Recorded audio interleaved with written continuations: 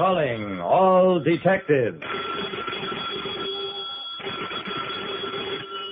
A murdered puppeteer, a missing marionette, and a play that was changed during performance. Those are the exhibits on this page from my casebook. The casebook of Jerry Browning, private detective. A private detective like me, Jerry Browning, is always afraid of an easy case. Generally, there are too many strings attached to it. The backstage of Martini's Marionette Theater was deserted, except for 7 cops, the coroner, 6 newspaper men, and a handful of photographers. I joined Lieutenant Dawson of the homicide squad alongside the body of the murdered man. Giuseppe Martini lay sprawled behind a wooden frame that served as a stage for his marionette performances. From his lifeless hands dangled several wooden strips with a mass of strings leading to a bunch of wooden dolls. Dawson turned to me. Jerry, for once we've got an easy case. Martini was rehearsing when he was shot. All we got to do is ask the watchman who was out front during the rehearsal, and we've got the killer. The watchman walked up to us. I don't know nothing, mister. I heard the shot, figured it was part of the show. Anyway, nobody was in the theater. My fingers played with the twisted cords wrapped around Martini's fingers. I began untangling them. Kept at it until I had all the cords straightened. Then, hey, Dawson, come here a second. Dawson, there are 5 marionettes here, but Martini is holding the strings for 6. Before you find your missing murderer, I think you'll have to find a missing marionette. When I straightened the strings, untangling the body of a dead puppeteer, I discovered that 1 marionette was missing. Dawson, I think I'll try to find out something about marionettes. I drove to Sutton Lane and walked into a shop that looked like an illustration for Pinocchio. An old woodcarver was sitting on a bench surrounded by marionettes of all sizes and character. Mr. Sato, I understand you're the best marionette maker in the business. Sato bowed. If you will, tell me what you require. Just a little information about marionettes. Marionettes are as old as civilization, sir. From Italy comes the name. So lifelike were the dolls. People call them Little Maries, marionettes. Warming to his subject, the little man told me that the Italian marionette clown Punchinello was the great-grandfather of the English character Punch. After a while, I stopped the flow of words. Mr. Sato, I wonder if you could tell me who are the most outstanding marionette showmen in town. Sato wrote down 3 names. The name of Giuseppe Martini was not on the list.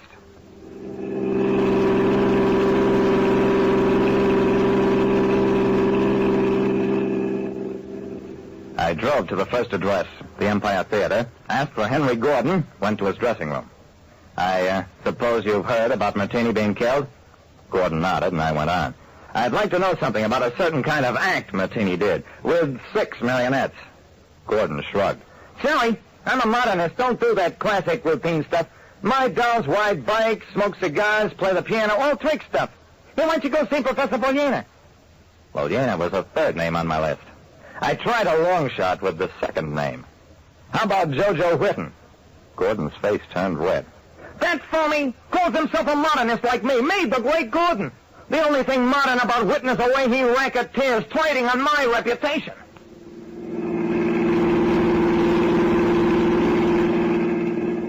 I left Gordon still burning and headed for an interview with Jojo Whitten. I found him in a rooming house. Whitten's rage topped Gordon's. Gordon, what are that ham's doing stunts I've forgotten?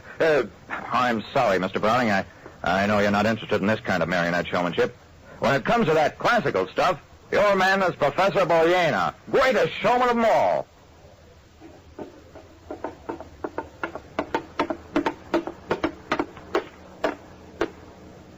Another theater, another dressing room.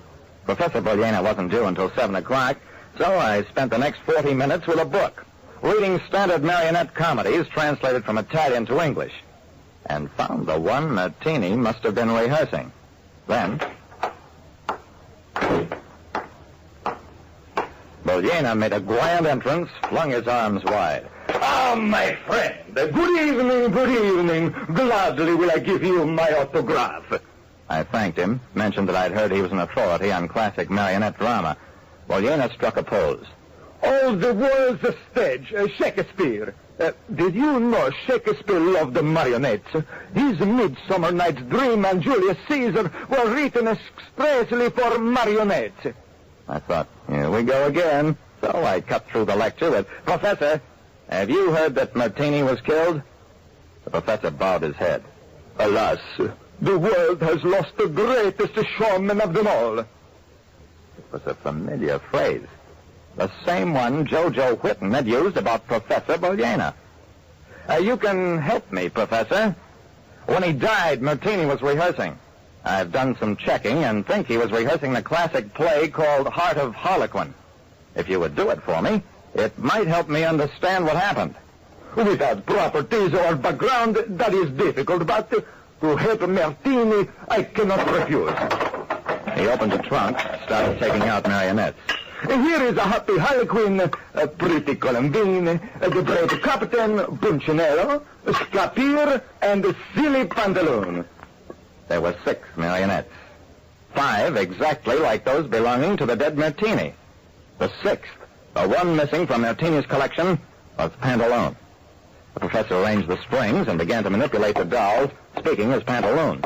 I, Pantaloon, can do everything. Eat, drink, sleep. The only fault I have is that I do not like work. I am not a thief. I am a clever mathematician who finds things before the masters lose them. I waited for Punchinello to beat up Pantaloon, but he never did. Finally, the performance ended with Pantaloon strutting off stage. How do you like it, Mr. Browning? I like it fine. Professor Bolena, you're under arrest for murder. He confessed, finally.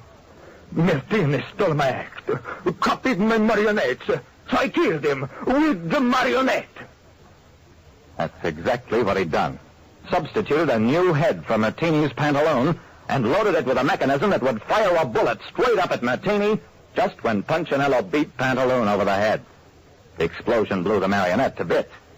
In his own performance, for me, the professor changed the story of the play and let Pantaloon escape the beating that might have aroused my suspicions. What the professor didn't know was that I was suspicious anyway because of his unprofessional lack of jealousy when I asked him about Martini.